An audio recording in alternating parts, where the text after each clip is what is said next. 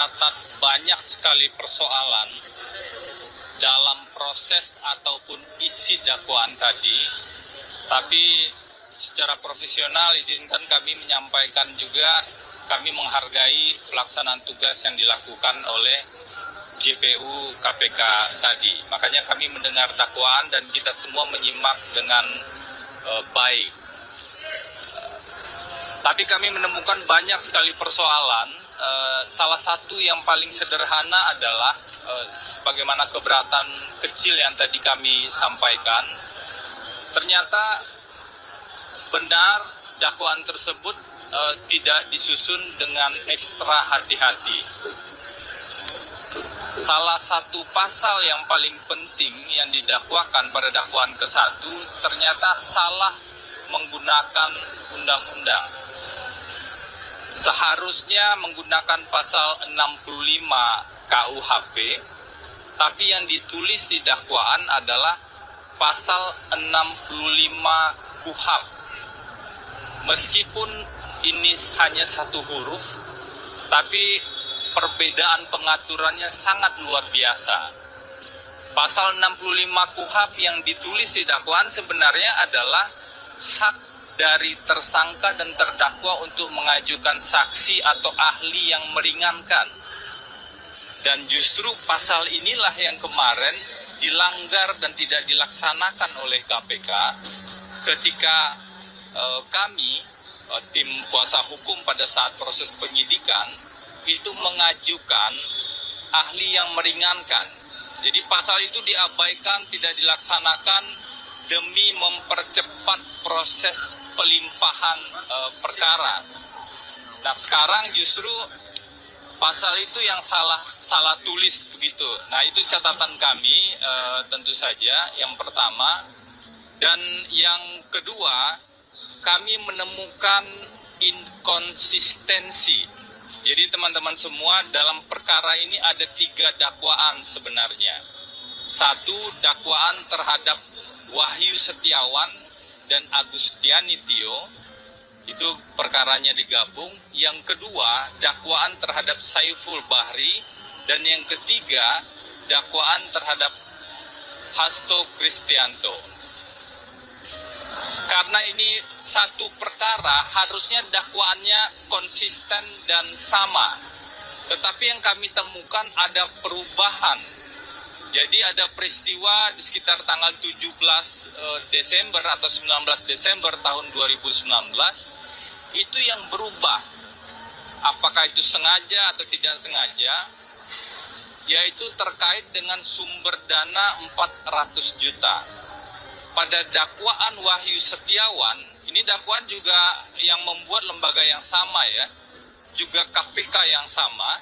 Pada dakwaan KPK untuk Wahyu Setiawan, 400 juta itu diberikan oleh Harun Masiku pada Saiful Bahri.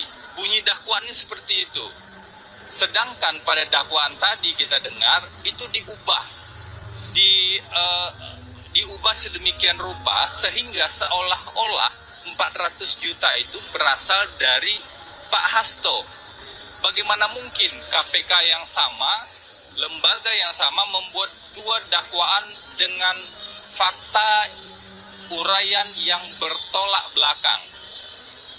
Apakah sedemikian rupa mengubah dakwaan hanya untuk menjerat Hasto Kristianto? Tentu itu yang menjadi pertanyaan kami. Karena ini kan satu perkara secara keseluruhan. Selain itu tentu saja banyak perbandingan dengan putusan yang sudah berkekuatan hukum tetap yang juga kami catat tadi. Contoh paling sederhana adalah ketika ada uraian dakwaan yang seolah-olah Pak Hasto memerintahkan Nur Hasan untuk menghubungi Harun Masiku untuk menenggelamkan handphone.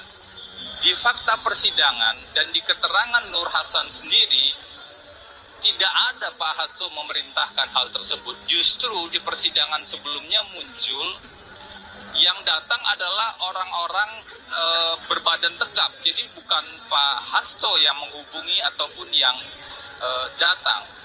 Fakta ini sangat bertolak belakang. Karena itulah ini yang menjadi catatan kami juga, apa sebenarnya maksud di balik dakwaan itu sehingga sedemikian rupa memutarbalikkan fakta hukum yang sudah muncul di proses persidangan. Selain itu, yang juga menjadi catatan kami, pasal 21 ini kan obstruction of justice yang ranahnya mulai dari penyidikan, penuntutan, dan persidangan.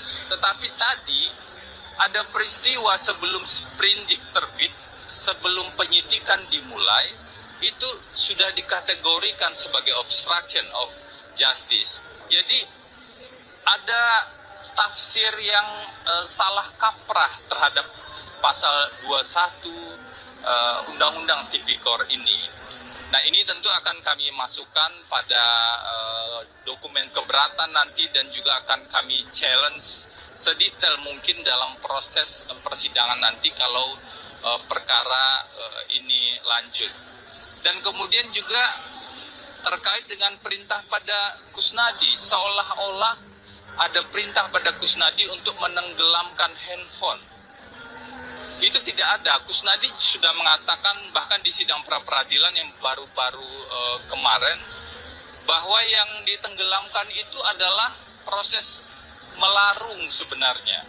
Dan itu hidup dalam tradisi di Indonesia sesuai dengan keyakinan masing-masing. Jadi tidak ada perintah penenggelaman handphone, apalagi kemudian tadi yang agak kontradiktif juga yang kami temukan catatannya adalah kesimpulan yang kami yakin itu adalah asumsi, kesimpulan atau asumsi di dakwaan yang mengatakan handphone yang ditenggelamkan atau kemudian handphone yang dituduhkan ditenggelamkan tersebut berisi informasi tentang Harun Masiku. Handphonenya saja tidak ketemu kalau konsisten dengan logika KPK ya. Handphonenya saja tidak ketemu. Bagaimana mungkin bisa diklaim di dalam handphone tersebut ada informasi tentang Harun Masiku? Jadi kita betul-betul harus detail, harus cermat, dan ada banyak lagi catatan yang lain yang juga kami perhatikan. Misalnya, ketika seseorang memegang handphone, misalnya Pak Hasto, dia punya handphone kemudian dititipkan atau pihak lain yang punya handphone dan kemudian handphone tersebut digunakan, itu masih hak azazi dari masing-masing untuk menggunakan handphone tersebut. Bagaimana mungkin penggunaan sebuah benda yang merupakan hak azazi itu dikategorikan sebagai obstruction of justice? Ini yang kami catat, yang kami sebut sebagai tuduhan berlebihan, tuduhan tanpa fakta yang kuat, tuduhan yang dibangun dari fakta yang dicampur adukan dengan opini. Nah, ini bahaya sekali dalam proses penegakan hukum kita. Mungkin itu dulu catatan dari saya, Bang Mahdir, silahkan. Seharusnya tidak bisa kita tolerir. Kemudian yang kedua yang saya ingin sampaikan terkait dengan penetapan Mas Hasto ini juga sebagai tersangka. Tadi sudah disampaikan oleh Febri mengenai salah satu fakta di dalam dakwaan, yaitu adalah terkait dengan obstruction of justice. Ya, saudara-saudara, kalau kita mau lihat secara jernih, ya, perkara ini yang pertama disangkakan dan didakwakan kepada Mas Hasto itu adalah obstruction of justice, ya. Tapi faktanya ini yang kita bisa perdebatkan. Yang pertama, fakta yang dianggap ada itu berasal dari penyidikan tahun 2020. Ya. Fakta yang kedua adalah hasil pemeriksaan terakhir ini, termasuk diantaranya adalah penyidikan tahun 2024. Artinya ini saya nggak kebayang bagaimana mereka mengumpulkan bukti dalam waktu sekian lama. Seolah-olah bukti itu disimpan dulu, mungkin ada apa ya, kalau saya ingat dulu anak-anak masih menonton Doraemon, sepertinya ada kantong ajaib yang mereka gunakan untuk menyimpan bukti-bukti ini. Ya, saya kira ini sesuatu yang kita sayangkan. Kemudian yang ketiga, saya kira ini yang kita lihat sekuens waktu penetapan tersangkanya Mas Hasto.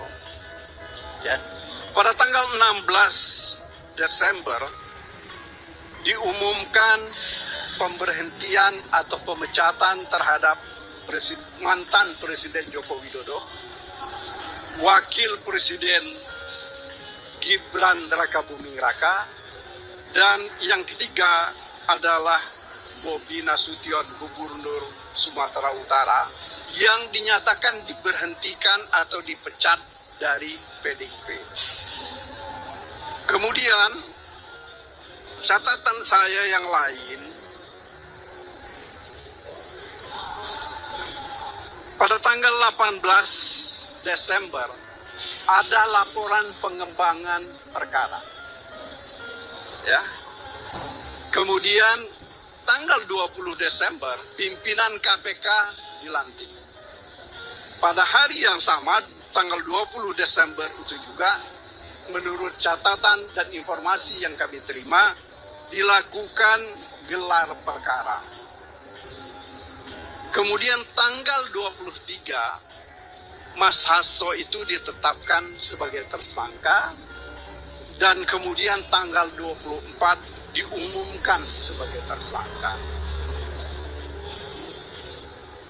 Apa yang saya mau sampaikan adalah urutan waktu ini tadi, ya, ini mengesankan bahwa penetapan tersangka ini adalah pesanan. Ya. Inilah makanya disebut kemarin itu oleh beberapa teman, penetapan tersangka ini adalah penetapan tersangka dalam perkara politik. Ya. Sehingga Mas Hasto dikatakan oleh teman-teman PDIP sebagai tahanan politik. Jadi saya kira, ya, mari kita cermati ini. Yang kita tidak inginkan sebenarnya adalah lembaga independen seperti KPK ini digunakan untuk kepentingan politik. Ya. Saya bisa mempertanggungjawabkan apa yang saya sampaikan ini karena mulai dari pemilihan pansel untuk pimpinan KPK ini, ketika itu sudah ada pengumuman KPU tentang presiden terpilih, ya.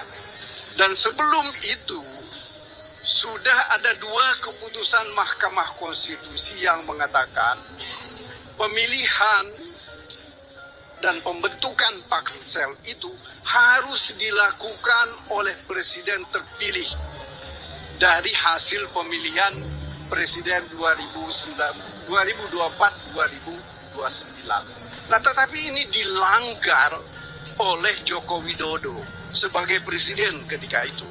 Dia bentuk pansel, dia kirimkan hasil dari pansel ini ke DPR. Apa yang saya mau katakan, ini adalah kemudian dia juga yang kemudian sesudah itu kan terpilih sejumlah orang yang dicalonkan hasil dari pansel ini.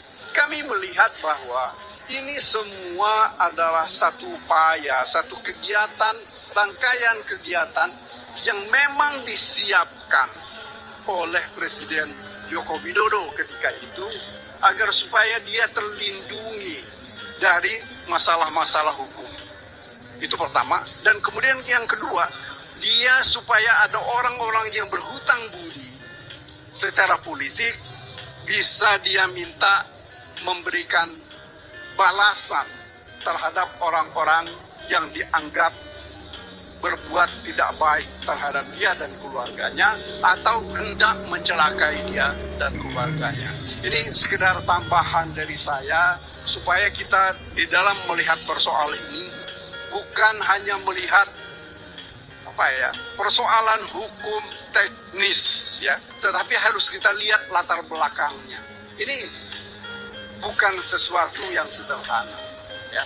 Karena bagaimanapun juga kita bisa lihat sekarang, kita bisa buktikan di dalam begitu banyak catatan dan tulisan bahwa Joko Widodo sedang membangun dinasti. Nah, nampaknya ketika dinasti yang sedang dibangun ini tidak boleh diganggu, maka para pengganggu itu harus diperkarakan. Salah satu pengganggu itu adalah Hasto Kristianto, orang yang sangat vokal terhadap kegiatan-kegiatan mantan Presiden Jokowi sejak tahun 2023. Ya. Saya kira itu dari saya. Terkait barusan Anda katakan orang-orang yang mengkriminal Hasto dikriminalisasi oleh orang-orang yang dianggap sebagai pengganggu. Tadi juga sebelum mulai sidang, Pak Hasto sempat membacakan pesan tertulisnya. Intinya resumnya adalah dia dikriminalisasi hukum secara hukum dan dia tahanan politik. Ada tanggapan soal itu, Pak? Kapan dia mulai menulis dan siapkan? Saya kira begini, beberapa waktu yang lalu ya, dia itu sudah dihubungi oleh sejumlah orang, merupakan petinggi dari lembaga tertentu. Ya. Permintaannya cuma satu, Pak Hasto itu mengundurkan diri dari kedudukan sebagai sekjen.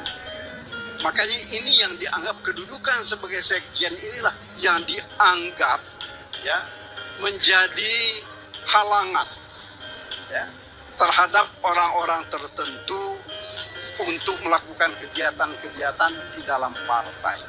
Nah, apa yang dikatakan oleh orang ini, kalau Mas Hasto tidak mengundurkan diri dalam waktu 1 kali 24 jam, maka dia akan jadi tersangka. Ya. Ini saya kira Mas Hasto menyampaikan ini kepada kami bukan untuk berbohong. Saya ingat kemarin juga Deddy Sitorus juga mengungkapkan hal yang sama.